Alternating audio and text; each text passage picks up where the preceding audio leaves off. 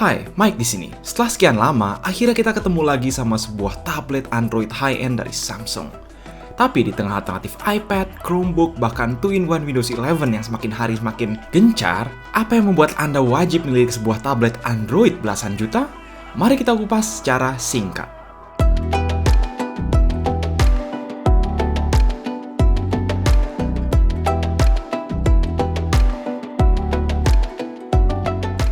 Awal tahun ini, Samsung gak sekedar ngerilis line-up flagship Galaxy S22 mereka yang dipimpin S22 Ultra, namun juga sederet Tab S8 generasi terbaru, yaitu mulai dari Galaxy Tab S8 Ultra yang gede banget 14 inci dan ada poninya, Tab S8 Plus ukuran 12 inch, dan yang kami pegang ini justru yang rasanya paling reasonable dipakai sebagai tablet dengan ukuran 11 inch rasio 16:10 saja.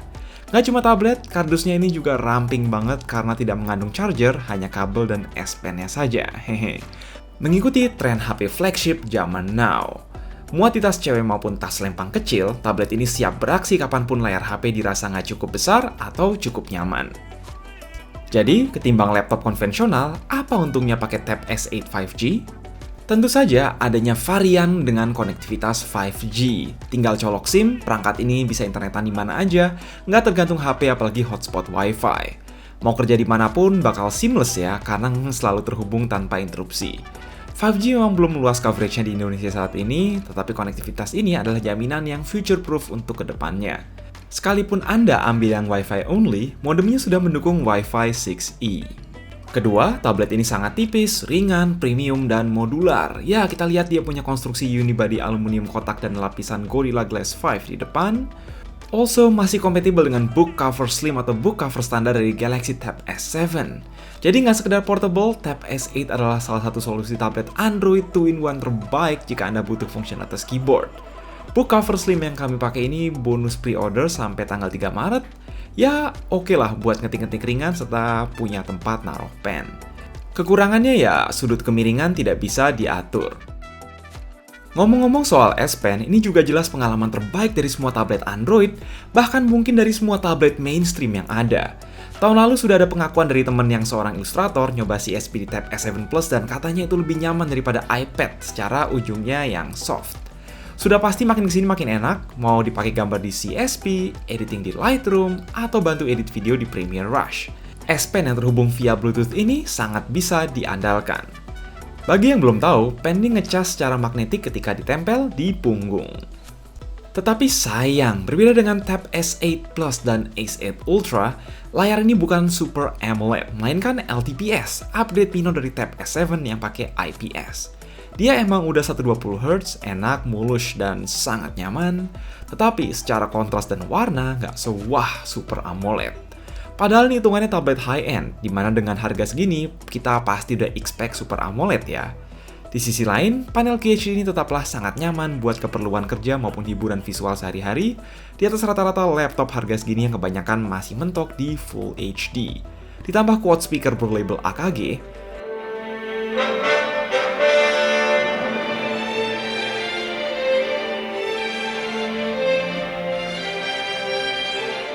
Galaxy Tab S8 series merupakan produk ideal buat Netflix and chill. Karena nggak AMOLED ini, posisi sensor fingerprint adanya di tombol power atau bisa juga setup face login. Termasuk kami sendiri sebenarnya sadar kok bahwa secara dukungan aplikasi, tablet Android sampai sekarang nggak sebagus iOS di iPad. Cukup jarang ada aplikasi yang benar-benar optimize buat tablet dan Samsung sadar akan hal tersebut. Makanya mereka membuat interface alternatif yang bernama Samsung DeX. Buat yang belum tahu, ini mengubah interface Android tablet One UI bawaan menjadi lebih mirip OS desktop yang bisa buka aplikasi-aplikasi dalam bentuk window, sehingga lebih nyaman dipakai multitasking. Salah satu fitur unik dari versi DeX terbaru ini ialah dia bisa ngatur transparansi aplikasi. Misal mau buka Lightroom sambil nonton tutorial di YouTube gitu ya, itu bisa-bisa aja, hehe. Overall, pengalamannya mulus, bahkan untuk aplikasi-aplikasi yang semestinya nggak support window mode.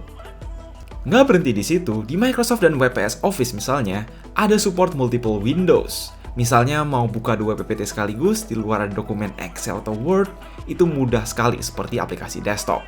Walau again, secara kelengkapan fitur, aplikasi-aplikasi Office ini belum selengkap versi desktop.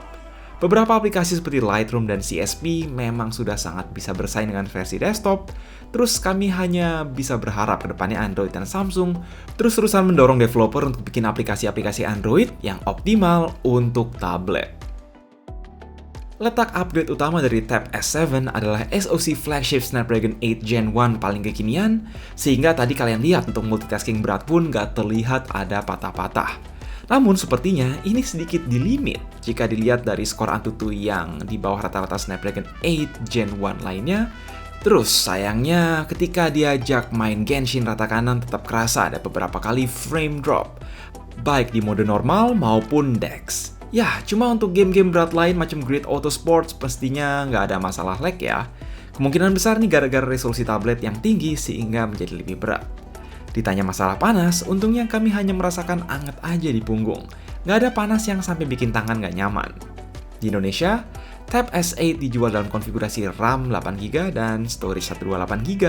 Jadi kalau merasa kurang silahkan tambah sendiri melalui slot micro SD.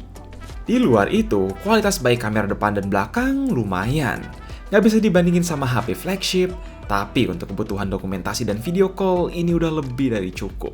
Di belakang ada kamera wide 13MP support video 4K serta ultra wide 6MP, sedangkan di depan ada kamera ultra wide 12MP yang support video Full HD.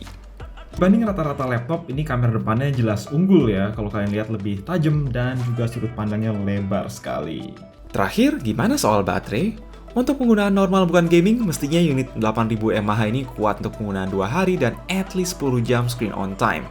Dia memang nggak punya charger 45W bawaan, tapi kalau punya charger PD yang support 45W, kita hanya butuh sekitar 80 menit untuk ngecas dari kosong sampai penuh.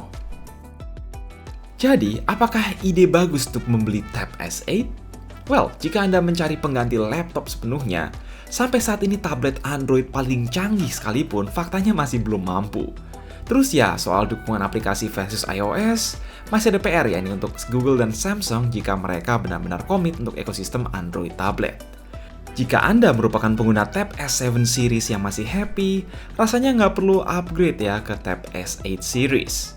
Namun, jika Anda merasa udah saatnya beli tablet Android untuk kebutuhan kerja dan hiburan sehari-hari, terutama bila sering menggunakan S Pen, Galaxy Tab S8 tetaplah pilihan tablet Android 11 inch terbaik saat ini. Pre-order dibuka hingga tanggal 3 Maret, kalau nggak butuh 5G sebenarnya ini harganya masuk akal. Ditambah bonus book cover keyboard slim dan Samsung Care Plus selama 6 bulan senilai hampir 3 juta kalau digabung. Jadi, kalau minat dan nggak mau mendang-mending, silakan cek link di deskripsi mumpung masih PO. Itu aja pendapat singkat kami, kalau punya pendapat sendiri bisa ke komentar, mohon like dan share video ini, jaga kesehatan, and as always, stay safe.